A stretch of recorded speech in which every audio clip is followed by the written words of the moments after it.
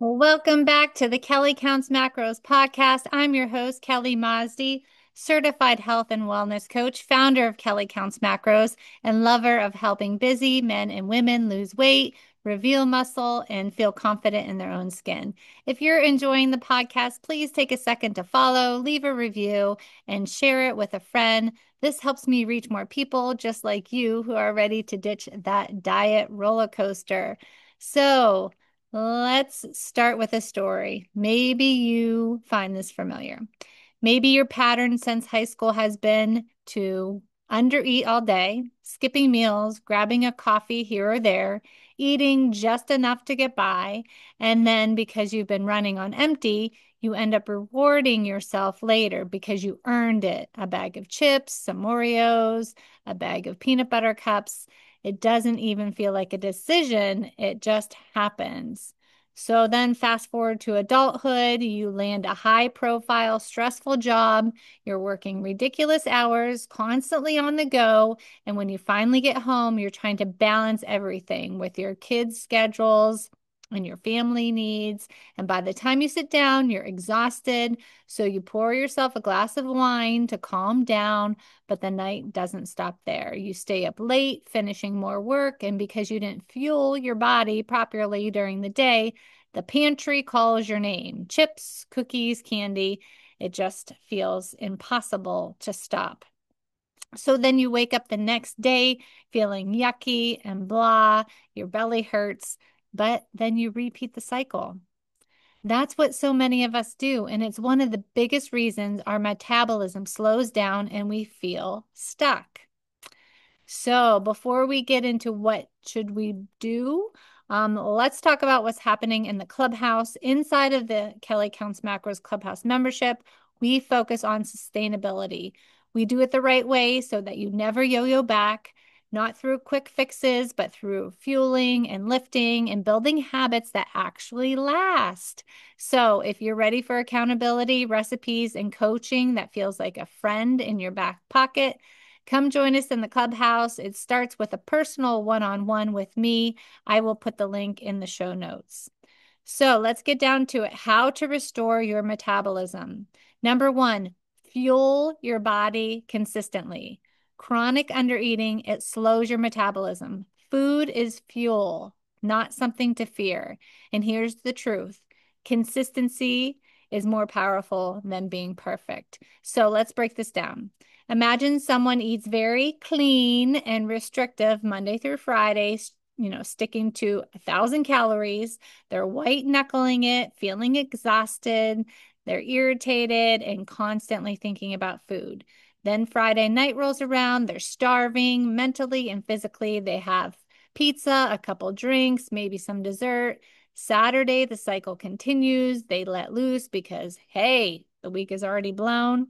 By Sunday, they're overeating takeout or baking snacks for the kids and finishing off half the batch. So, what just happened? Their weekly calorie average shot way up, even though they were in a severe deficit during the week.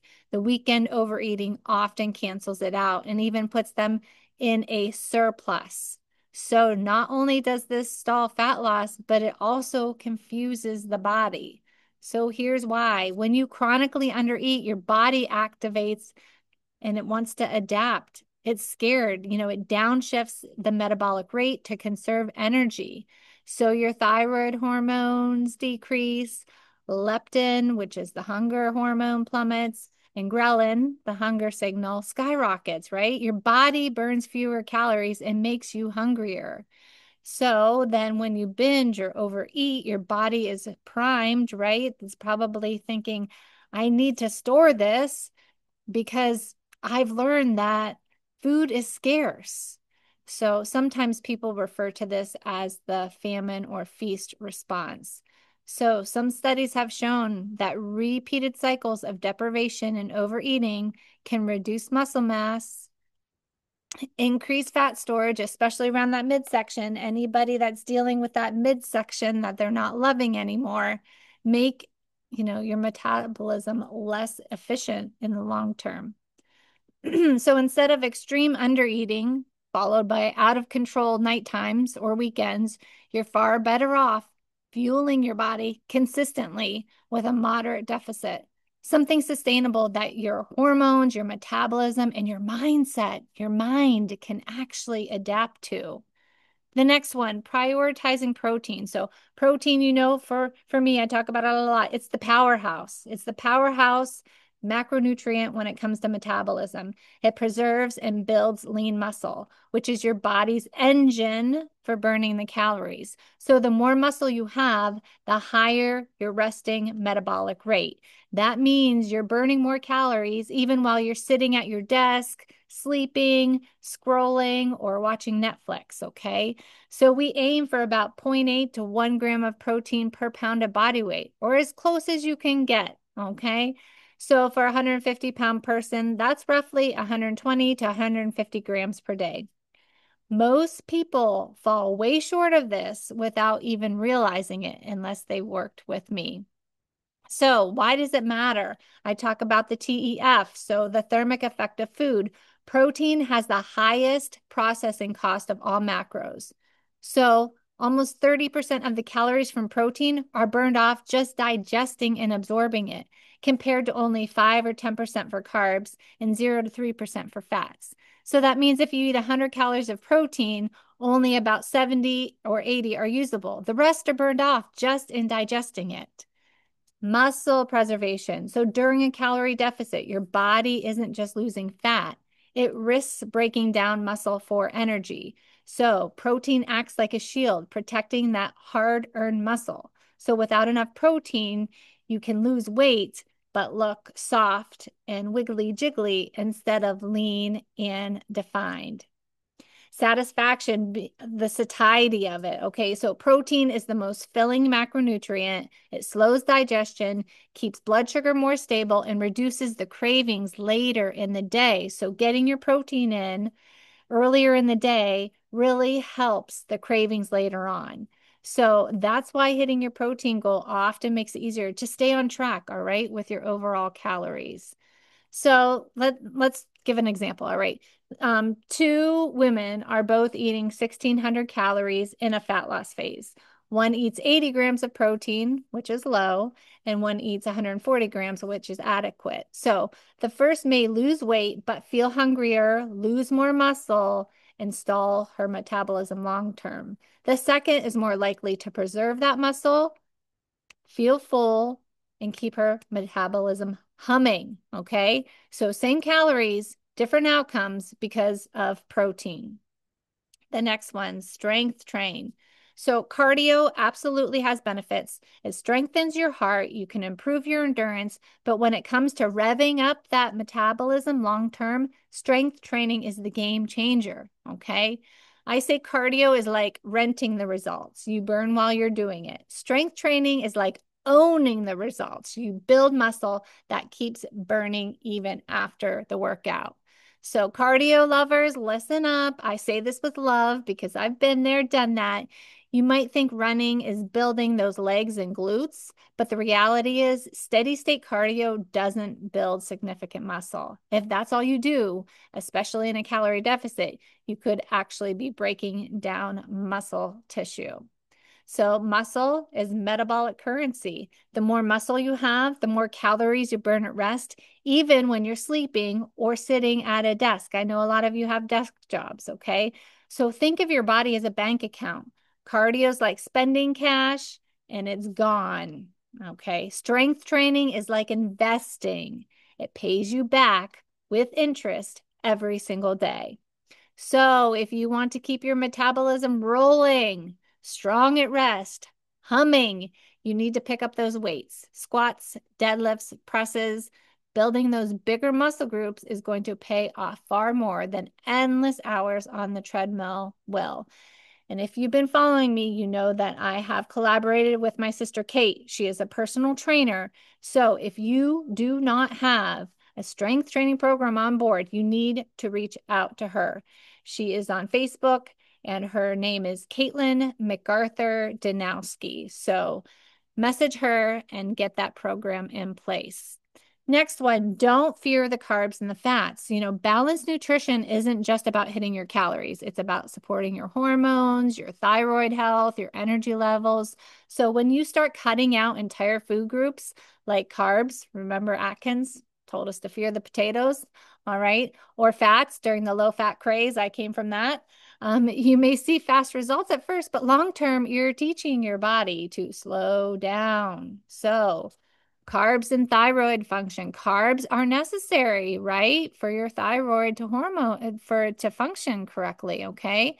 If you cut carbs too long, too low, the levels can drop, which reduces your resting metabolic rate. So that means your body burns fewer calories even at rest.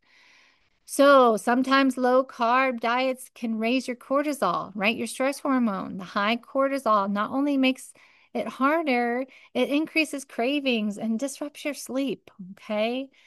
Fats and hormones, healthy fats are the raw materials for your hormones. All right. When we talk about estrogen, progesterone, testosterone, if you slash those fats too low, you risk hormone imbalances that affect metabolism. Okay. And that affects your mood and even your reproductive health.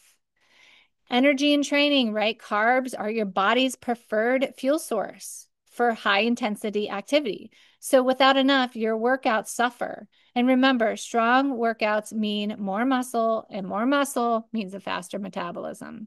So if you're stuck in that Atkins mindset, afraid of the carbs, fearing the bread, or thinking fruit will make you fat, here's your permission slip from Coach Kelly. Carbs are not the enemy, neither are fats. The real enemy is extreme restriction.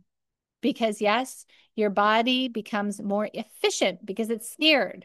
But that efficiency code for slowing your metabolism, it will cause it to crawl. So, balanced nutrition, protein, carbs, fats. It's what keeps your metabolism humming.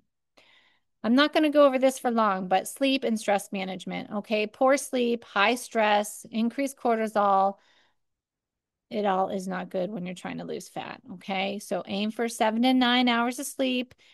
Find stress relieving outlets. We talk a lot about that inside of the clubhouse, what you can do instead of eat to relieve the stress. You can walk, journal, pray. We go over a lot of those things inside of the shred and the clubhouse. Stay hydrated, right? Water helps with digestion, energy, recovery. So, dehydration slows metabolism and increases cravings. So, stay hydrated. Water is one of the most underrated tools for, restoring your metabolism. We think about food and exercise all the time, but then sometimes we ignore hydration. So, you should know by now that hydration, it affects nearly every process in your body. So, it's, your digestion and your nutrient absorption, right? The water helps you break down the food you eat, helps transport it. Metabolism, right?